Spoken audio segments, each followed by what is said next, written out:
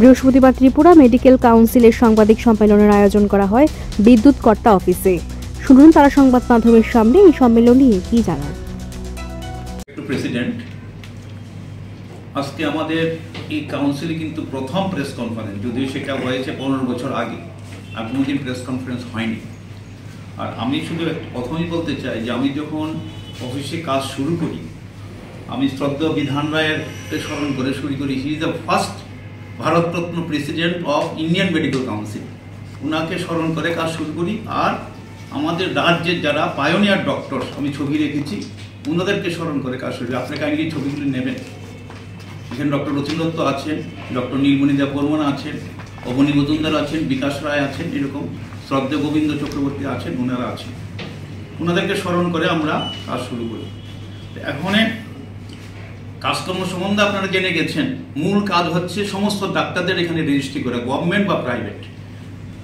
আপনারা জানেন, already president সাহেব বলেছেন যে 3840 নাম্বার এখনো 82 অব্দি আমাদের রেজিস্টার্ড হয়েছে। তার মধ্যে গভর্নমেন্ট ডক্টর কিন্তু আপনারা আছে 1022, 1022 জন গভর্নমেন্ট, বাকিরা প্রাইভেট সেক্টরে বা রাজ্যের বাইরে আছেন, অনেক রাজ্যের বাইরে কাজ করছেন। এখানে রেজিস্ট্রি করে, এখান থেকে এনওসি নিয়ে রাজ্যের বাইরেও কাজ করছেন। ন্যাশনালি, ইন্টারন্যাশনালি, আন্তর্জাতিক ক্ষেত্রে অনেকে কাজ করছেন কিন্তু এখান থেকে নিয়ে। তারপরে হলো এখানে একটু আপনাকে একটু ইতিহাসটা বলি। আমি যখন 1.5 বছর আগে এখানে জয়েন করি, আমাদের কিন্তু একদম ছোট জায়গা ছিল, জায়গা সংকুলন হতো না, কারণ পুরো বিল্ডিংটি লাল পেদ অধিকারও রেখে দিয়েছিল, লাল প্যাথোলজি। এবং এই নিয়ে সরকারের সাথে আমি যোগাযোগ করি। আমাদের অত্যন্ত মহামান্য মাননীয় মুখ্যমন্ত্রী প্রফেসর ডাক্তার মানিক সাহা এবং আমাদের হেলথ সচিব কিরণ গিত্তে সাহেব, ডাইরেক্টর সঞ্জীব দেববর্মা, সবাই আমাদেরকে সব কোঅপারেশন করেছেন, যে কারণে আমরা লাল পেট থেকে এখান থেকে সরিয়ে আমরা অনেকটা জায়গা পেয়েছি।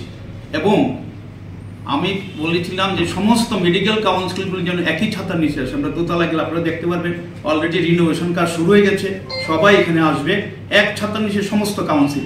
কি কি council? Ayurvedic council, homeopathic council, pharmacy council, nursing council, dental council এবং হেলথ অ্যান্ড অ্যালাইড কাউন্সিল, সবগুলি এখানে চলে আসবে কিন্তু উইদিন 1 মান্থ। এখন কাজ খুব র্যাপিডলি চলছে। এগুলো আমাদের একটা দিক। আরেকটা দিক হলো আপনাদের কাছে আমাদের একটা অনুরোধ। এখনো অব্দি ত্রিপুরাতে যে সমস্ত ডাক্তার রেজিস্ট্রি করেননি, আমরা বারবার পেপারে অ্যাডভার্টাইজ দিয়েছি, পার্সোনালি রিকোয়েস্ট করেছি, বাড়িতে ফর্ম পাঠিয়েছি।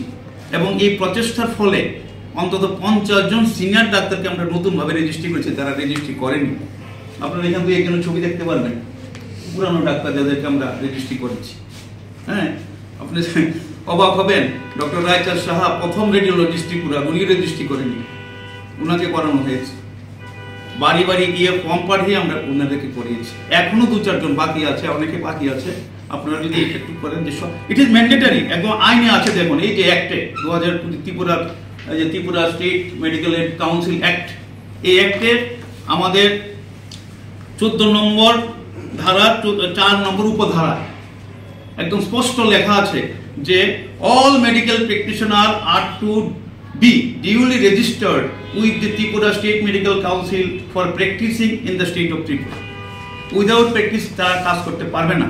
আরেকটা বলছি, যে সমস্ত ডাক্তারবাবুরা প্রেসক্রিপশন করবেন, কাইন্ডলি আপনারা দেখবেন উপরে ওনার রেজিস্ট্রেশন নাম্বার দেওয়া আছে কিনা, টিএসএমসি লেখা আছে কিনা। বাইরে রেজিস্ট্রেশন হলে হবে না কিন্তু, ঠিক আছে। আরেকটা হলো, শুধু যারা স্পেশালিস্ট তারা শুধু এমডি এমএস ডিগ্রি লিখলে হবে না, তাকে লিখতে হবে কোন সাবজেক্টে স্পেশালিস্ট, সার্জারি না গাইনি না মেডিসিন। অনেকে এমডি লিখে ছেড়ে দিচ্ছে। He should write medicine, surgery, gynae, pathology, যাই হোক, ওটা লেখা থাকতে হবে। এটা কিন্তু ন্যাশনাল মেডিকেল কাউন্সিলের গাইডলাইন। এবং আমরা যাদেরকে রেজিস্টার করছি প্রত্যেকের নাম কিন্তু আমরা অনলাইন পাঠিয়ে দিচ্ছি ন্যাশনাল মেডিকেল কাউন্সিলে। আপনারা ওয়েবসাইট খুলে সবার নাম পেয়ে যাবেন। দ্বিতীয় কথা হলো যে আমরা এই গত 1.5 বছরে অনেকটা আমরা কাউন্সিলকে এগিয়ে নিতে গিয়ে পেরেছি। আমাদের কাউন্সিলের যে আয় প্রায় 1.5 গুণ বেড়ে গেছে। দ্বিতীয় কথা হচ্ছে আমাদের আমরা এর মধ্যেই অনলাইন রেজিস্ট্রেশন শুরু করব। অলমোস্ট সব কাজ হয়ে এগিয়ে গেছে। অনলাইন রেজিস্ট্রেশন করব।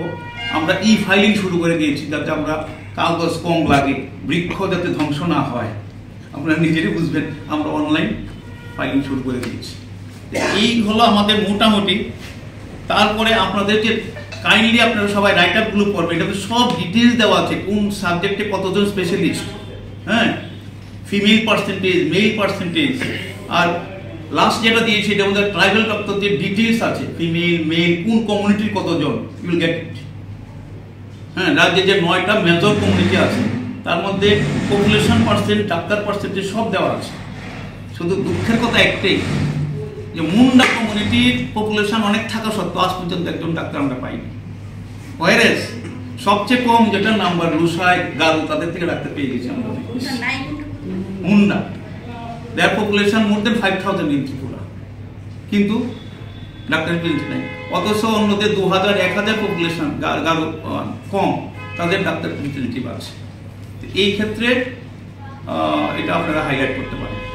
যে এখনো কত বাকি রয়েছে মানে রেজিস্ট্রেশন করানোর মোটামুটি আনুমানিক? মানে ছড়িয়ে ছিটিয়ে বেশি নেই। পুরানো ডাক্তার যারা অন্য কলেজ থেকে পাস করে এখানে ত্রিপুরা প্র্যাকটিস করছে, দে আর রিলাক্টেন্ট টু রেজিস্টার। নতুন কিন্তু কেউ বাকি নেই। তারা যে প্র্যাকটিস করতেছে এতদিন যে আপনার রেজিস্ট্রেশন করছে না, এটা কি বৈধ না অবৈধভাবে? অবৈধ।